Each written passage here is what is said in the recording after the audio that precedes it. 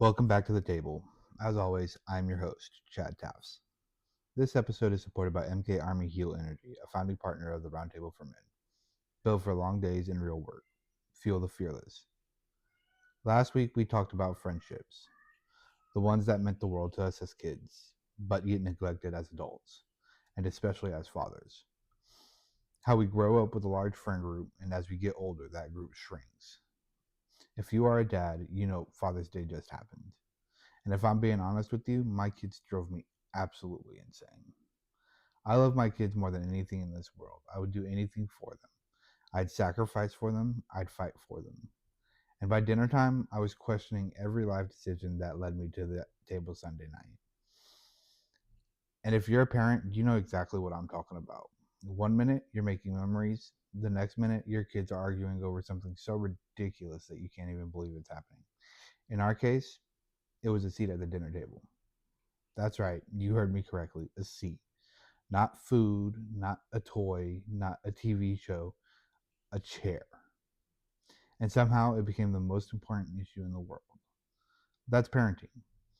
But as I was laying in bed that night, exhausted from the day, I started thinking about something. As dads, we spend a lot of time taking care of everyone and everything else. Our kids, our wives, our jobs, our responsibilities. Everybody needs something from us. But when was the last time somebody checked on dad? Not because something bad happened, not because dad fell apart, not because dad was struggling publicly, just because he's dad. And I'm going to be super transparent here. I'm terrible at checking on my dad. Not because I don't care about him, not because I don't love him, but because we are going through something and it's causing a friction and division between us. But that's for another conversation. Today, I want to talk about checking on dad because I think there are a lot of men that wish they were checked in on more than what they are. So come on in, get comfortable, and pull up a chair. Honestly, Father's Day is funny to me. From the outside, people imagine this relaxing day where dad gets appreciated. Maybe he sleeps in. Maybe he gets breakfast. Maybe he gets to watch sports if they're on. Maybe everybody behaves for 24 hours. And if you're a father listening right now, you're probably laughing because that's not usually how it works. Father's Day is still parenting. The kids still argue. The kids still fight. The kids still need things. The kids still find ways to test their patience. Meals need to be cooked. Barbecue pits need to be manned. Things need to get done. And honestly, that's okay. That's part of being a dad. My Father's Day was probably the most laid back day I have had in a while. Sure, I still had to play referee. I still had to cook meals because that's my thing now. But I spent a majority of the day on the couch with my wife's legs on top of me, watching paranormal videos from a group called Twin Paranormal. We didn't do anything extravagant. I didn't get presents, but I really didn't care because I got to spend an entire day with my entire family. It was a day of peace for the most part. And then dinner time came, and all hell broke loose over a chair. I was busy making plans for my wife and I when my middle son decided that he was going to lose his mind on his older sister over where she was sitting. And I'll be honest here, I lost my patience and started screaming at him. Not because I don't love him, but because as a stay-at-home dad, I'm overstimulated and my patience is shorter because my wife works nights, so I don't get the opportunity to recharge my batteries. The thing that stood out to me wasn't the fact that my kids were acting like kids. It was realizing how much of my life revolves around taking care of other people. So that got me thinking, when was the last time somebody asked how dad was doing? Not what dad was doing, not what dad needed to fix, not what dad needed to pay for, just how was dad doing? One of the hardest parts about being a dad is that most of the work is invisible. People see the obvious stuff. They see you coaching, they see you at practice, they see you at school events, they see you paying bills, they see you showing up. What they don't see is everything that happens inside of your head, which is where fatherhood primarily takes place. I think That's one of the hardest parts about being a dad. Everything happens inside your head.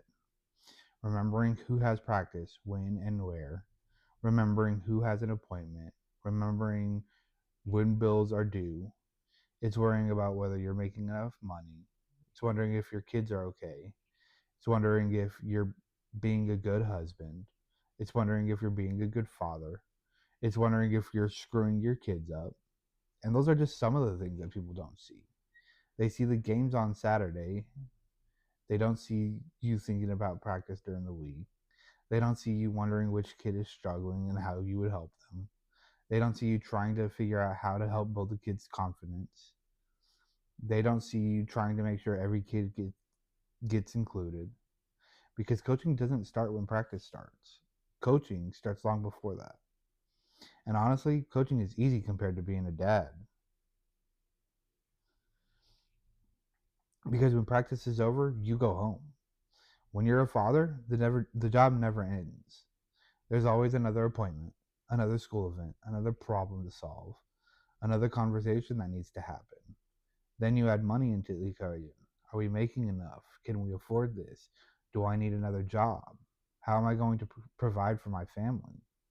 Those thoughts don't just disappear because it's bedtime. And I think the hardest part about all this is that there's no way to put it, nowhere to put any of it.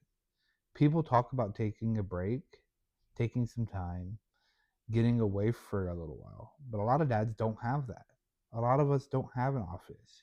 We don't have a man cave. We don't have a place where nobody needs something from us. And that's one of the reasons why I've become obsessed with waking up at 4 a.m. Not because I love waking up early, but because for a couple of hours, nobody needs anything from me. And if you're a dad listening to this, you probably understand exactly what I'm talking about. Because somewhere along the way, we stop being Chad, we stop being Mike, we stop being John, and we become dad. We become husband. We become coach. We become provider. We become the guy everybody calls when something needs to be fixed. And don't get me wrong, there's honor in that. I wouldn't trade being a father for anything. But sometimes I think we get so used to taking care of everybody else that we forget we're a person too. We have bad days. We get frustrated. We get overwhelmed. We get tired. We get scared. We have moments where we don't know what the hell we're doing. But because we're dad, we're expected to keep moving. And I think coaching taught me something interesting about this. I've got kids on my football teams that need confidence. Some of them need discipline. Some of them need encouragement. Some of them just need somebody to believe in them. And I spend a lot of time thinking about how I can help those kids become better.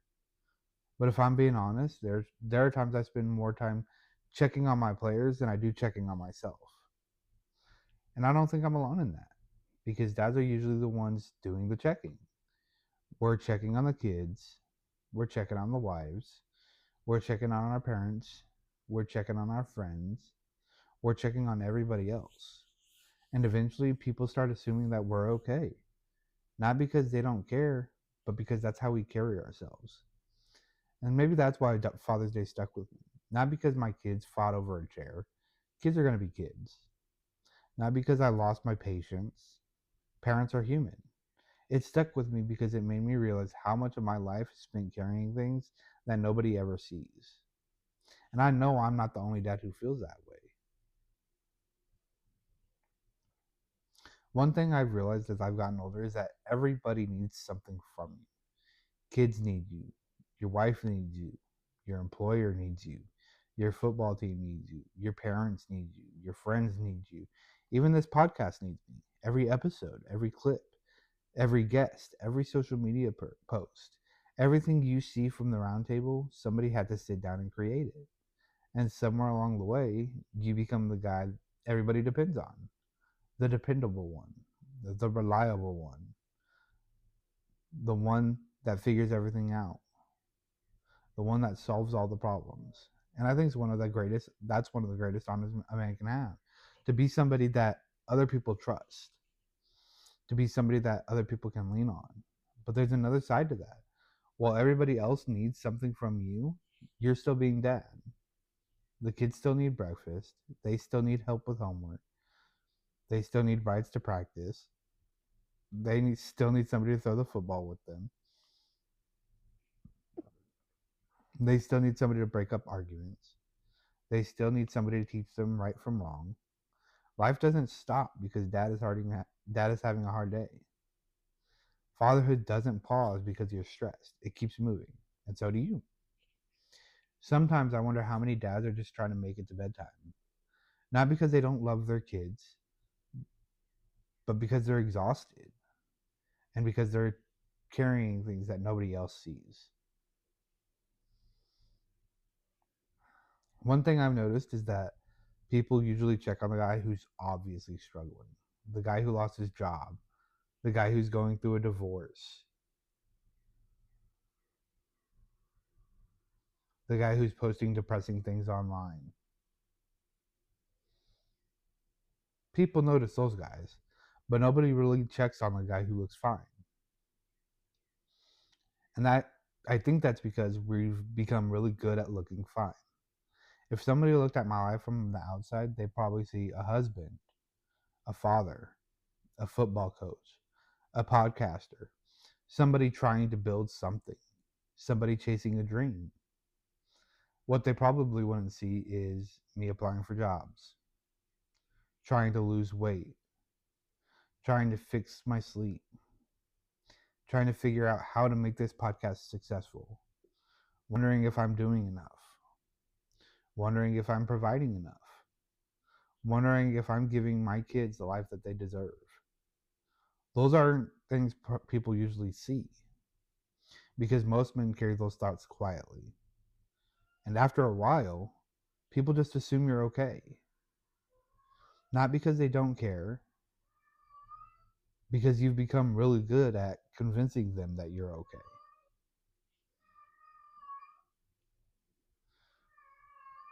So that brings me back to the question I've been asking this entire episode.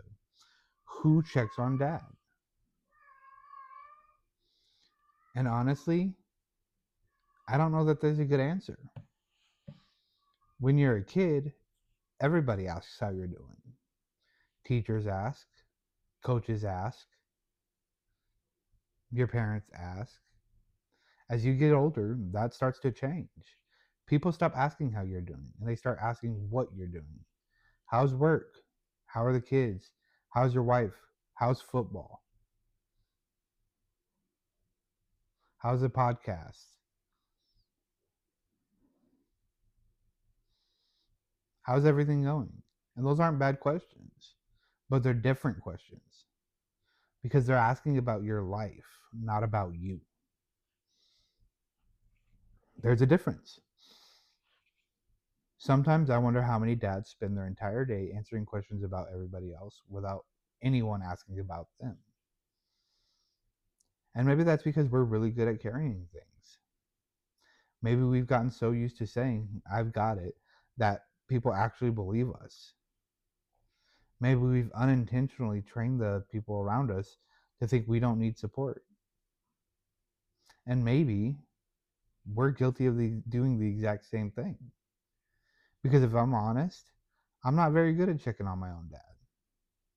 I mentioned that in the beginning of the episode. We've got our own things we're working through. But this episode challenged me too. Maybe instead of waiting for someone to check on me,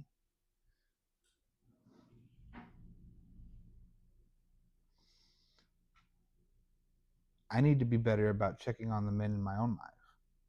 My dad, my friends, the other coaches, the fathers that I know. Because maybe they're carrying things I know nothing about.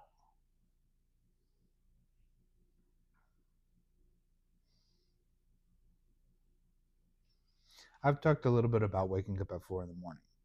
Some people probably think I'm doing it because I'm chasing some productivity trend. And that's honestly not it. I'm doing it because I need peace. I need quiet. I need a couple hours where nobody needs anything from me. No questions, no arguments, no cartoons playing in the background. No one yelling my name from another room. Just silence. I've realized something over the last couple of weeks. I don't actually need more hours in my day. I just need a few hours that belong to me. A chance to think, a chance to pray, a chance to work out, a chance to record an episode like this, a chance to become a better husband, a better father, a better man before the day starts piling in and pulling me in 10 different directions. Because if I'm constantly pouring into everybody else, eventually there's nothing left to pour. And I think every dad needs to figure out what fills his cup back up. For me, right now, it's 4 in the morning. So here's my challenge this week. Check on a dad, not the dad who's posting motivational quotes, not the guy who's making it obvious he's struggling. Just check on the dad who seems fine, the husband who seems fine, the football coach who seems fine, the provider who seems fine, the guy who's always helping everybody else. Send him a text, give him a call, take him to lunch, ask him one simple question: how are you doing? And when he gives you the automatic answer, ask him again. Because sometimes the strongest looking guy in the room is carrying the heaviest load. As I look back on Father's Day, I still laugh thinking about the chair. Because honestly, kids are going to argue. They're going to test our patience. They're going to drive us absolutely insane. And they're also going to become some of the greatest blessings we will ever have. Both things can be true. I love my kids more than they'll probably ever realize, and I'll do anything for them. But I also know this: dads need support too. Not because we're weak, not because we're falling apart, but because we're human. So if you're a dad listening today, I hope you know you're not alone.